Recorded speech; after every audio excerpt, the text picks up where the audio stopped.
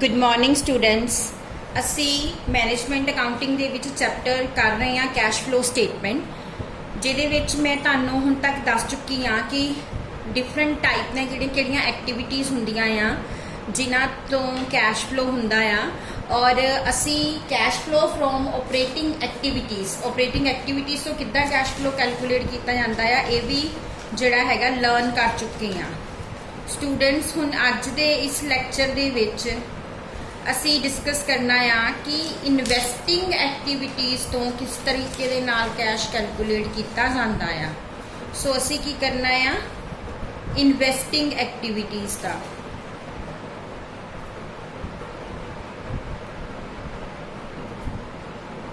Cash flow from investing activities. Students investing activities वो activities होंदियां आ जिहड़ियां कि तुहाडियां इन्वेस्टमेंट्स नाल रिलेटिड आ। तुसीं किहो जिहे इन्वेस्टमेंट्स करदे हो, जिस तरह तुसीं अपने फिक्स एसेट्स परचेज कर रहे हो या फिर किसी होर कंपनी के शेयर खरीद रहे हो। सो जिहड़ियां तुहाडियां ये वालियां इन्वेस्टमेंट्स हैगियां आ इन्हां नाल रिलेटिड जो भी एक्टिविटीज़ आ उन्हां दी सेल परचेज नाल रिलेटिड ये सारियां ही साडियां इन्वेस्टिंग एक्टिविटीज़ आ। एंड इन्वेस्टिंग एक्टिविटीज़ दे विच अगर असी किसी कंपनी दे विच इन्वेस्ट किया आ, कोई FD कराई आ, उहदे तो सानू इंटरस्ट या डिविडेंड आउंदा आ, वो भी साडी इन्वेस्टिंग एक्टिविटी आ। सो इन्वेस्टिंग एक्टिविटी दे विच कैश फ्लो कैलकुलेट करन दा सिर्फ एक ही मैथड आ। जिस तरह कि ऑपरेटिंग एक्टिविटीज़ दे दो अलग अलग मैथड सी, direct method and indirect method, but ये विच कोई अलग अलग मैथड्स नहीं है, एक ही मैथड आ जिन्हें यूज़ करके असी ये कैलकुलेट करना आ।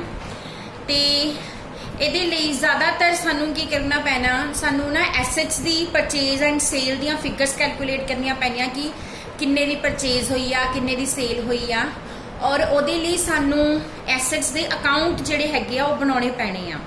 सो क्वेश्चन नंबर 15 जिहड़ा है वो सॉल्व करांगे। From the following information summarised balance sheet of ABC limited calculate the cash flow from students. ये तो ऑपरेटिंग एक्टिविटीज़ का ही क्वेश्चन आ, cash flow from operating activities. Sorry असी क्वेश्चन नंबर 15 नहीं, क्वेश्चन नंबर 9 सॉल्व करांगे। Operating activities का question सी। ये क्वेश्चन आ cash calculate the from the following information calculate cash flow from the investing activities. हुण जिद्दां कि मैं तुहानूं कहा ही आ कि इहदे विच सानू ना अकाउंट बनाना पैना। हुण जिस तरह इत्थे प्लांट एंड मशीनरी की इन्फॉर्मेशन दित्ती हुई आ बिगिनिंग दी, एंड एट द एंड कितनी वैल्यू आ, डेप्रीसीएशन कितनी चार्ज की गई, और plant and machinery having a book value 15,000 was sold for 12,000। ये भी दसदा होया भी एक मशीनरी जिहड़ी आ वो सोल्ड हुई आ। हुण असीं कैलकुलेट कर लैंदे आ कि इहदे विच्चों अगर नवीं परचेज हुई आ तां किन्ने दी हुई आ और सेल हुई आ तां किन्ने दी हुई। सो क्वेश्चन नंबर 9 सॉल्व करांगे। इहदे लई असीं की करना, प्लांट एंड मशीनरी दा अकाउंट बनाउणा। स्टूडेंट्स जे तुसी 10th 11th दे विच +1 दे विच डेप्रीसीएशन वाला चैप्टर चंगी तरह नाल सॉल्व किया सीगा, लर्न किया सी, ते तुहानूं ये अकाउंट बनाने बिल्कुल भी डिफिकल्ट नहीं लगणगे। सब तो पहला स्टार्टिंग दे विच डेबिट साइड ते ओपनिंग बैलेंस लिखा जाता, to balance brought down, and credit side ते closing balance, by balance carry down. हुण जिद्दां कि इस क्वेश्चन दे विच दिता होया plant and machinery in the beginning दे विच दिता होया 5 lakh, and plant and machinery at the end ते दिता होया 6 लाख। उस तो इलावा depreciation charge on plant and machinery दी हुई है। डेप्रीसीएशन आपां क्रेडिट साइड ते शो करी दी आ बाय डेप्रीसीएशन अकाउंट, कितनी दी हुई है 30,000 दी। एंड सानू दिता है कि plant and machinery having a book value 15,000 was sold for 12,000। 15,000 का जो प्लांट एंड मशीनरी से 12,000 के बेच दिता गया। सो बाय कैश, पहला कैश वैल्यू ले लो जिन्ने नाल सेल हुई है तुहाडी, वो हुई है 12,000 दी, और हुण इत्थे 15,000 का 12,000 च बेचा, सो 3,000 का लॉस आ, वो तुसी बाय P&L च पा देना, लॉस ऑन सेल लिख के 3,000। हुण असी अपने अकाउंट की जिहड़ी हैगी आ बैलेंसिंग करांगे। ਇਹਦੇ ਚੋਂ ਨਿਕਲੇਗਾ कि ਤੁਸੀਂ इस साल प्लांट एंड मशीनरी किन्ने ਦਾ परचेज ਕੀਤਾ, ਜਿਹੜਾ कि ਤੁਹਾਨੂੰ ਦਿੱਤਾ नहीं सी, वो इन्फॉर्मेशन निकलेगी।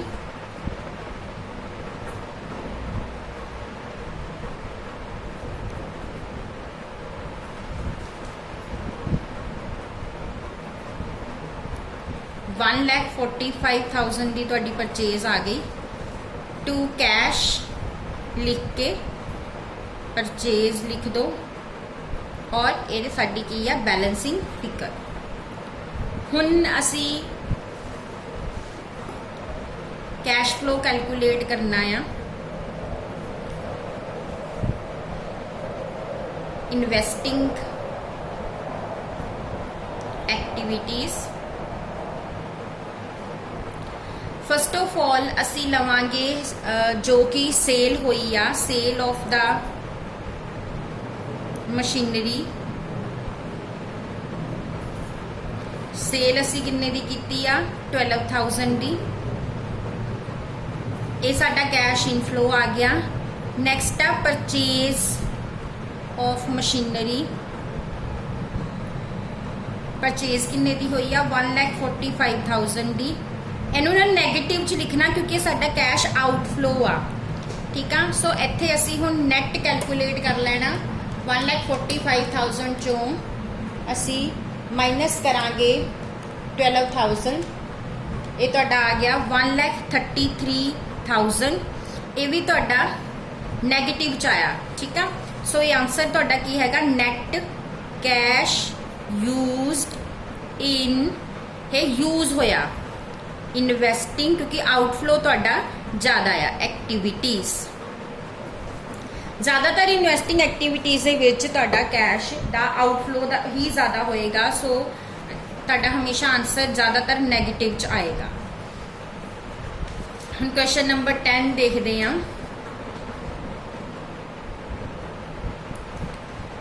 Following balance appeared in plant account and accumulated depreciation account in the books of Manav Limited। हुण स्टूडेंट्स इस क्वेश्चन दे विच की आ कि डेप्रीसीएशन नूं plant and machinery the value चों रिड्यूस नहीं किया जा रहा, बल्कि अकमोलेट करके उन्होंने सैपरेटली डिस्कलोज किया जा रहा है। सो जो इस तरह हुंदा आ कि डेप्रीसीएशन नूं सैपरेटली दिखाया जाता है, यानी कि जो तुहाडी प्लांट एंड मशीनरी की वैल्यू होगी वो उससे ओरिजिनल कॉस्ट ते होएगी, जो जिस कॉस्ट से तुसीं उहनूं बाय किया। फिर उस केस दे विच असी ना दो अकाउंट जिहड़े हैगे आ बनाउणे आ। सब तो पहला असी बनाउणा आ प्लांट एंड मशीनरी दा, प्लांट दा अकाउंट।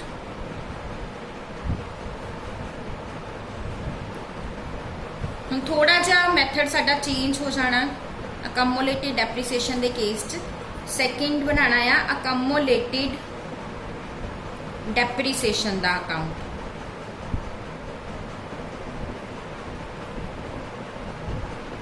हुण सानू दोनों के बैलेंस दिते हुए आ, ओपनिंग एंड क्लोजिंग। पहला बैलेंस लिख दो, पहला प्लांट का लिख लो। To balance brought down.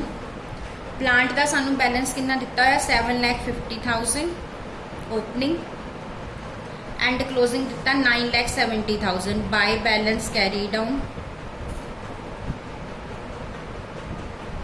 हुण इस तरह अकमोलेटेड डेप्रीसीएशन के भी बैलेंस पहला रिकॉर्ड कर लांगे। प्लांट साडा एसेट आ, उहदा ओपनिंग बैलेंस डेबिट साइड ते होएगा, क्लोजिंग क्रेडिट साइड ते।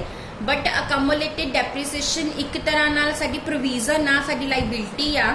सो इहदा ओपनिंग बैलेंस क्रेडिट साइड ते तुसी रिकॉर्ड करना है। By balance brought down and closing credit side ते रिकॉर्ड करना है। To balance carry down. इहदा हैगा 1,80,000 ओपनिंग एंड 2,40,000 क्लोजिंग। उस तो इलावा सानू नीचे इन्फॉर्मेशन दी आ। Plant costing ₹1,45,000, accumulated depreciation thereon 70,000 was sold for 35,000। 1,45,000 का प्लांट सी जिहदे विच 75,000 की डेप्रीसीएशन सीगी।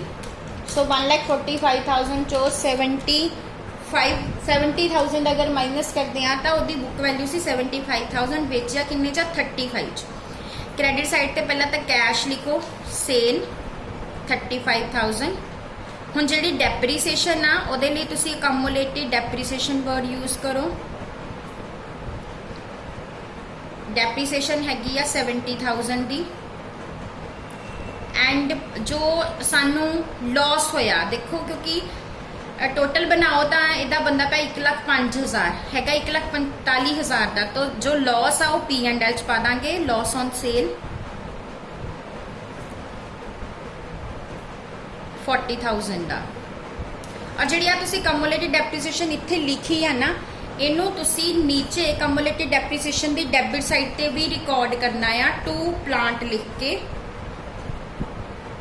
70,000 सिर्फ डेप्रीसीएशन जी वो नीचे आ जानी आ, उपरों जी इत्थे रिकॉर्ड की ना उन्होंने नीचे ले जाना है।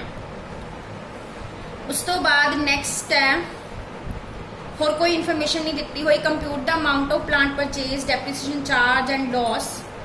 लॉस जोड़ा हैगा आ असी ऑलरेडी कैलकुलेट कर चुके हैं, हुण इन्हां दी बैलेंसिंग कर लांगे।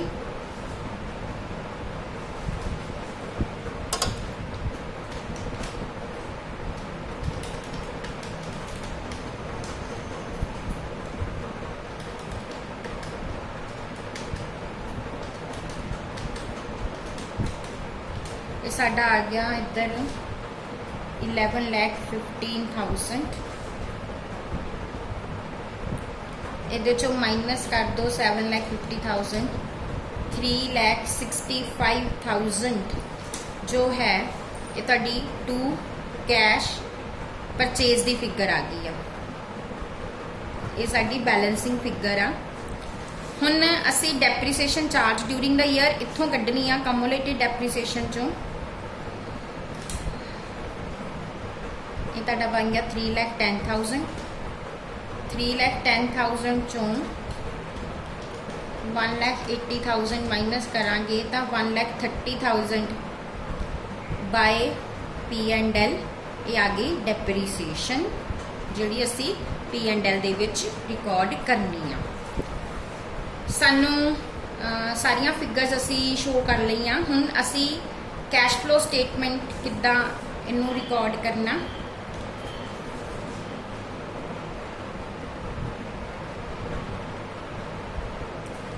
देखो जिहड़ी तुहाडी सेल आ, सेल ऑफ प्लांट पहला ले लो, ये साडा इनफ्लो आ 35,000 एंड परचेज जिहड़ी आ वो साडा आउटफ्लो आ, परचेज ऑफ प्लांट इनू नैगेटिव च लिखना 3,65,000। हम 3,65,000 चो 35,000 माइनस करांगे तो साडा आ जाएगा 3,30,000 नैट। ये भी साडा नैगेटिव च आ गया। Cash net cash used in investing activities. So इस तरीके दे नाल अगर तुहानू डेप्रीसीएशन कम्युलेटेड दी हुई है तो इस तरीके दे नाल उहनू ट्रीट करना है। Thank you.